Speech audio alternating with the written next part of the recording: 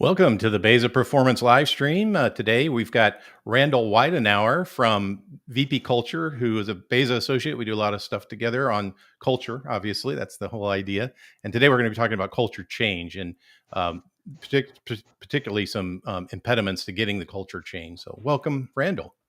Hey, thanks, Marshall. Glad to be here. Good stuff. Well, why don't you tee it up for us? We have a lot of clients that are asking us to help them change their culture. Yep. Why is it so important?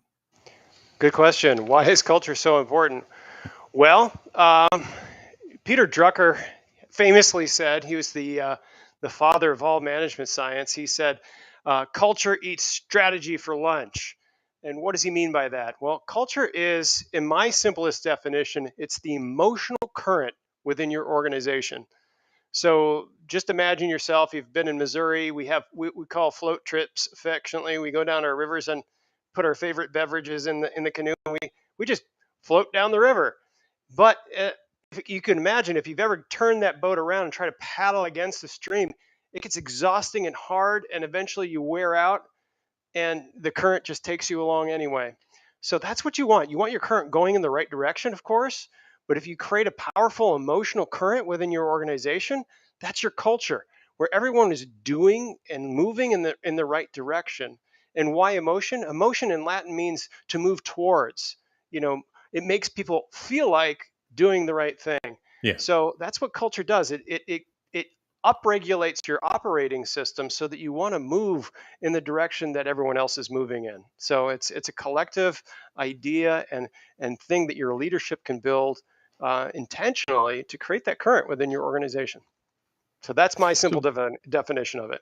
No, I like it. I think there's a lot of definitions, but you've got to have Yeah. something that's eventually measurable. So that's something we should bring Yeah. up. What can we use to measure culture if we want to talk about changing it? Sure. A lot of times, the construct of culture is measured by employee engagement and things like that. And in different industries, there's different standards. One of the big meta standards is the Q12, which measures employee engagement from Gallup. But then in different vertical markets, like the medical industries, there's different engagement surveys that are kind of dialed in across industry, across that medical industry. So a lot of times we don't like to specialize in a test when there's already tests that are specific to employee engagement in different verticals, and that you can kind of benchmark yourself in cultural engagement and employee engagement across like-minded structures and like-minded industries within your vertical markets. So we use those standardized tests. When you make a culture change, what are some of the other impacts that we can expect besides your Q12 getting better? Yeah. So one of the ways that we do this, we help people think about this. Now, think about if you're in a competitive marketplace, okay? So, and that's the way a lot of mature markets are. So if you're like in the airline industry and you're neck and neck with that other people, they have intelligent employees, they have the same skills as you do, almost the same equipment. And what's going to make the difference is if your culture is moving people energetically towards those goals more naturally. When these people have to have a culture that they have to swim upstream and your culture doesn't, you can see that delta widening. And it's culture that starts to make the difference. And it's not just imaginative or psychologically, but there are measurable outcomes. So like absenteeism, turnover, employee attraction, in today's labor market, which is huge. Those things are critical, like reputation of having a bad culture, and people will like, you don't want to take a job there. You want to go over this firm.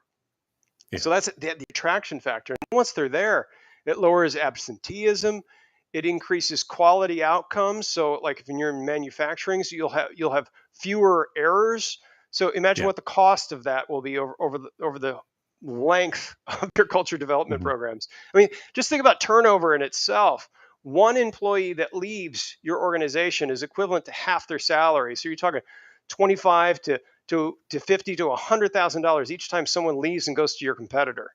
So retaining those employees with a great culture is a factor that's so important. And then the Yeah. bottom line measurements of profitability and stock Mhm. value, they can be 23 to 11% higher respectively. So culture is not a joke when it comes to overall business models. And a lot of times, because we've made it esoteric and hard to get a handle on, um, people don't strive for that as sort of a first tier that they need to grab for in their business Yeah. model. Yeah, as So I that's work with why culture is so executives important. Yeah, as I work with executives, I find that often anything that's very difficult to associate directly with some sort of immediate result is Yeah, always hard for some people to believe. And I'm a measurement guy, so I get it. yeah, But yeah, I can't imagine that people loving their jobs, enjoying their work, wouldn't have an impact. And obviously, the math from Harvard Business Review and folks like that is yeah. clear. And interestingly, there's one of the most highly researched sectors, vertical markets, is the healthcare sector, Right. and they're always measuring outcomes that are both on the healthcare workers and on the patients, which are the direct consumers of their services. And the their markers are off the chart in that whole area. They can see the physiological effects on both the workers and on the people that are receiving the services. So and it has a huge effect on their bottom lines Yeah. too. So because they do so many studies and in the healthcare, because they have to be so rigorous, Evidence there are based. books and meta studies, thousands of studies that are done in the healthcare Yeah. realm that scientifically and just blow the numbers out of the water. If you Yeah. want clarity on what the numbers can do with the culture and how people interact, look at the healthcare industry, and those numbers will blow you away. Yeah, interestingly, the lean transformational stuff we do came from manufacturing, and then healthcare has embraced it. And Yeah, at the same time, though, a lot of my healthcare customers, we don't have this conversation. They already know that the yeah, culture makes a huge impact in leadership. yeah.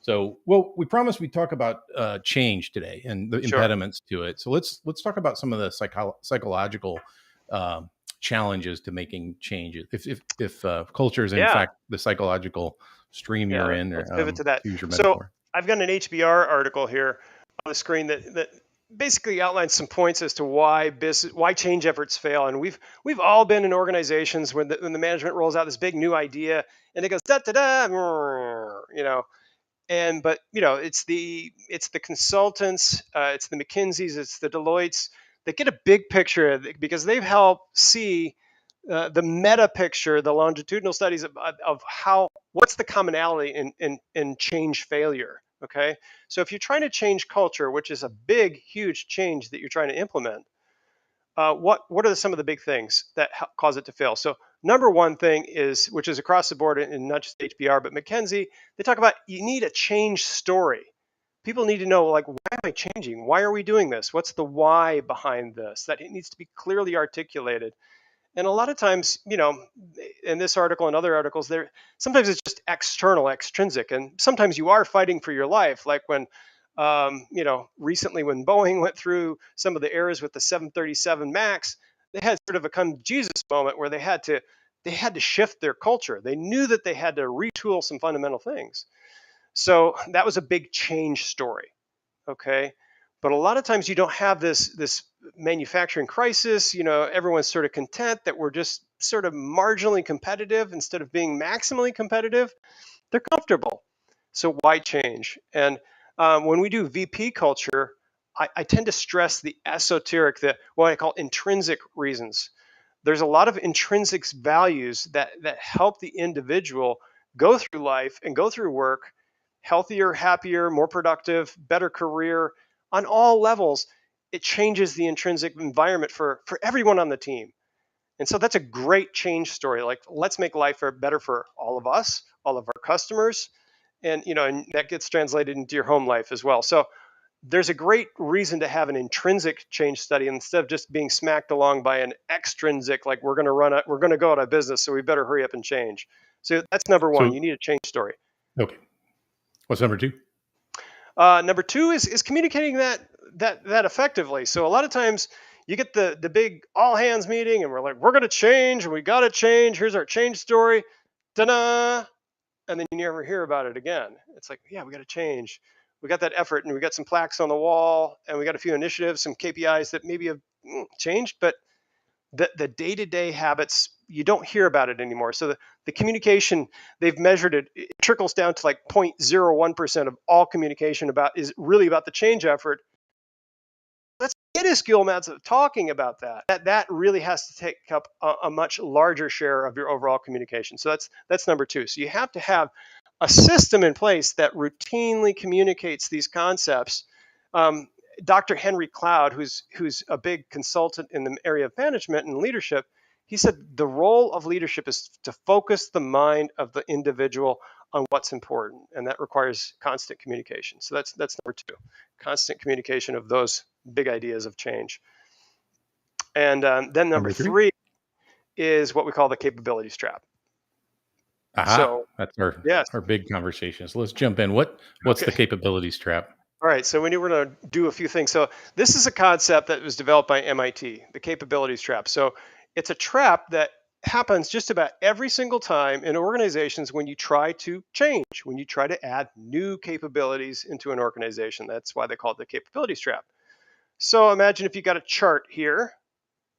So you've got your beginning point here, and if you're going to travel along and not try to change anything over time, what you're going to see is that you're going to have an overall decline in efficiency, and it might even take an exponential dump after a while, where it just bends off because everyone else is upgrading, everyone else is uptooling their work and improving over time. So if you can't increase capabilities, generally, even this is comes into place with like just general maintenance. If you've got a ship and it starts to leak over time, you just send employees down to like bail. Soon you got 10 employees bailing, and you can't spare any employees anymore to plug the holes, and suddenly you're at a crisis point, and you find yourself in bankruptcy, and then you've got this huge crisis and a change story that has to happen.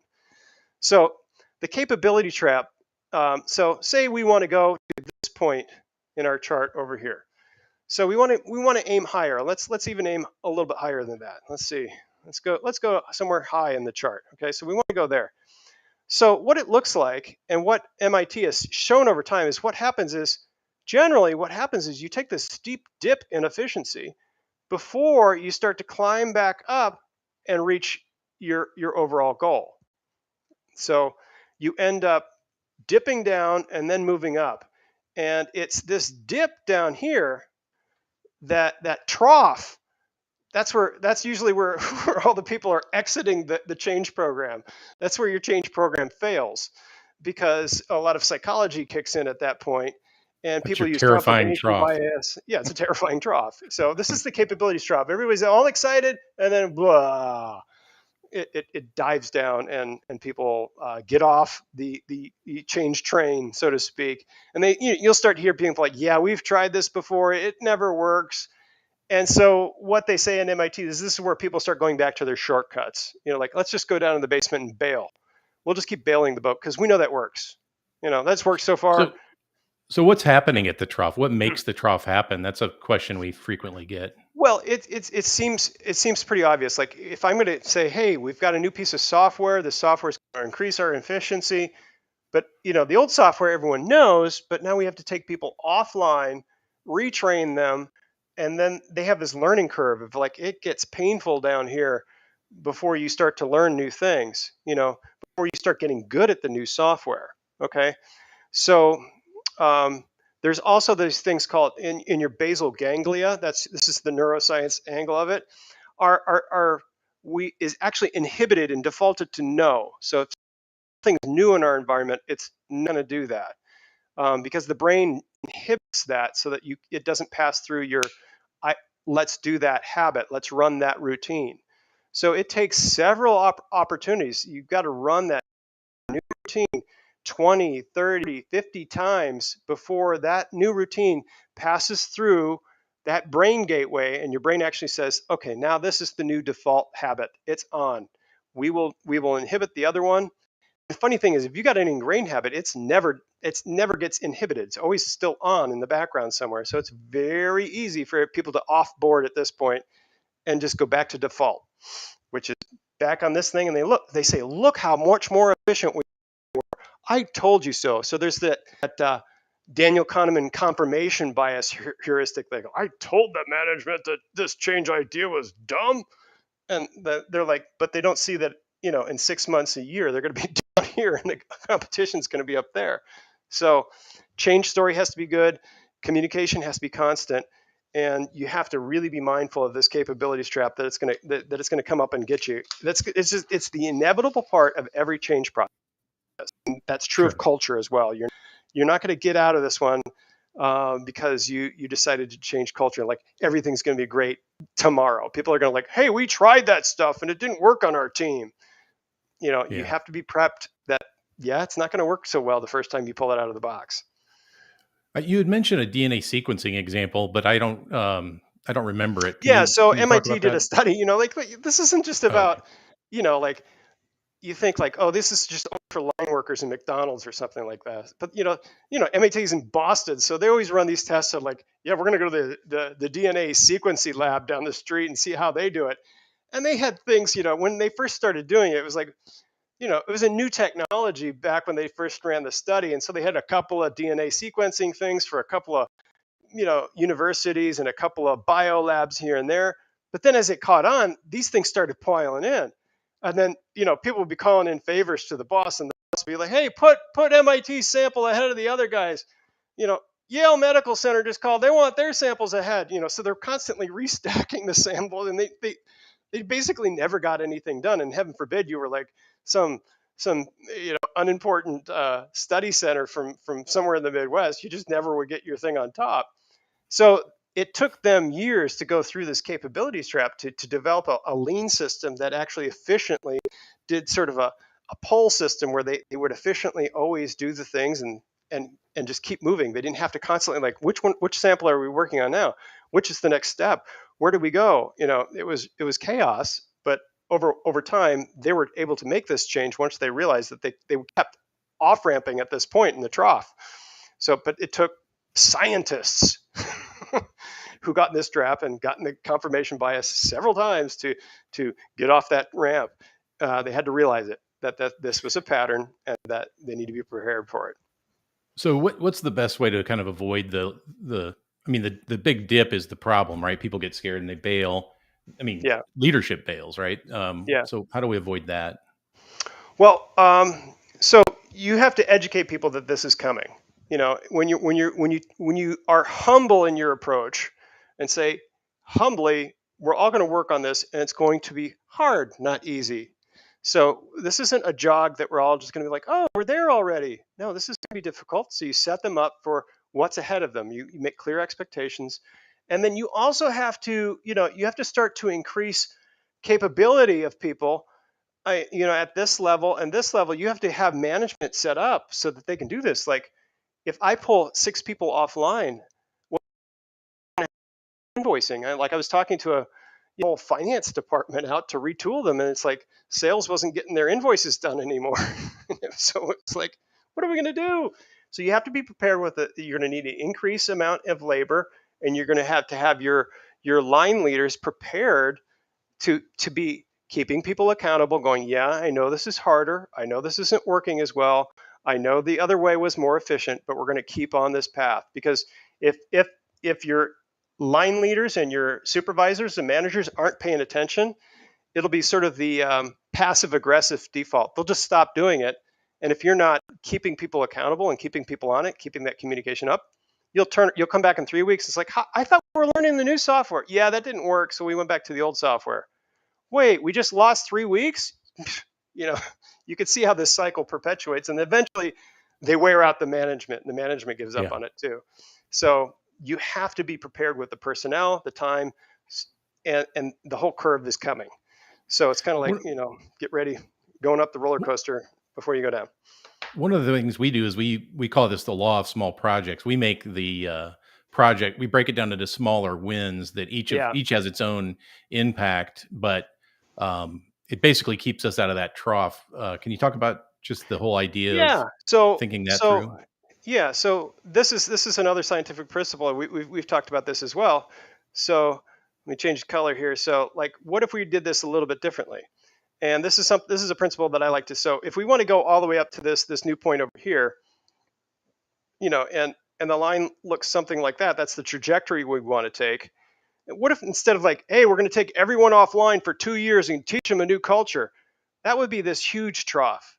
But what if you did like every week a little bit of a change? So you meant maybe went parallel and went down and up, and then you got above, and then you went down a little bit, and then you went up, and you went down a little bit and up. And so like every week you make a finish line. And so eventually you're at the same point, but look at the delta. So the delta here is huge. You've got all of this inefficiency and downtime that is really hard to manage that kind of a curve. But if your curve is little and it takes 2 weeks, a week to accomplish, and you've got another lesson and you've already reaped the benefits of that, it's almost like in 2 weeks' time, you've already reaped benefits because you've made the finish line closer. You made it a small job, a small incremental change. So you are dipping, but then you're also teaching people that this dip doesn't last forever, and we will eventually get up. So they get more wins, and they feel the sequence happening more in real time, because it's very difficult for people to see 2 years, 3 years down the line. But if they could say, hey, that new principle and culture that we've been using in our team, that was really handy. It worked 3 or 4 times. And then they get the hang of it, and they practice it. And so you can see cumulatively that's a much smaller delta than this. So it Yeah. works psychologically on people. It's less detrimental on the organization in terms of downtime. So you have to have culture change, not in like one big momentous moment, like we're going to do this. Yeah. We've got the words on the wall. We're sending everybody to 3 weeks of school. And that's not the way people's brains work. That's not the way this incremental success line of learning works. So Yeah. it's a lesson to use the what we call the law of small projects. And you need to have a culture plan that isn't a one-off, you know, big event, like you do at an all hands meeting, but you have to have a curriculum that you're teaching your leaders step by step, week after week. And it needs to be weekly. So that's another key. And it needs to be at the squad level, about the squad level. So in the military, they have firing squads are of about 5 to 7 people. And a squad leader can only keep track of, they've done studies, a brain can only keep track of about 7 people, where they're really at, what's going on. That's why we have 7 digits in our phone numbers and no more. You said firing squads, though. I think you Firing, mean uh, well, it's like a little platoon. It's called a fire squad in the Army. oh, So you've really? got It sounds not a like firing squad, but a fire squad. executioners. Like it's yes. So it's a group of 5 guys that go out, I'm and not. then I didn't do they're any time in the infantry. military. They're in Okay. they're Yeah. infantrymen. So it's Sure. an infantry term. I think I'm right now. Yeah. Um, so that's the smallest in group dynamics. That's the smallest unit, and every individual can respond to that one individual that's leading them. So you have to have that. It has to be on the micro level. It can't be just on. It needs to be on the corporate level as well. They need to see that the CEO is drinking and doing the same thing as the line leaders are. But it's the line leaders that are going to be implementing the change. If they get off this boat and go back into normal, you've lost, 1 or 2 teams. So it has to be on that squad level, and have to be reinforcing it, if not daily, at least weekly, or else you're going to lose this train of thought and you're going to try to just do it in one big dip, and that's not possible. So you have to have it's a long-term project. You should have curriculum that lasts at least a year, or if not more. So those are 2 key takeaways. So those are ways that you can get yourself out of this big dip trough, or the Yeah. capabilities trap, as we were calling it. So the capabilities trap applies to any change that you're trying to Yeah, make, but as does the law of small projects. But we're talking about culture change. So how do those two correct. kind of work together? Yeah, so this is a truism for any kind of change effort, and culture change is a massive change effort. So you talk about organizing people. Have 8 billion neurons, and so do you, and then we have 10 trillion synapses, and we got to relate together. That's a tall order to create a culture.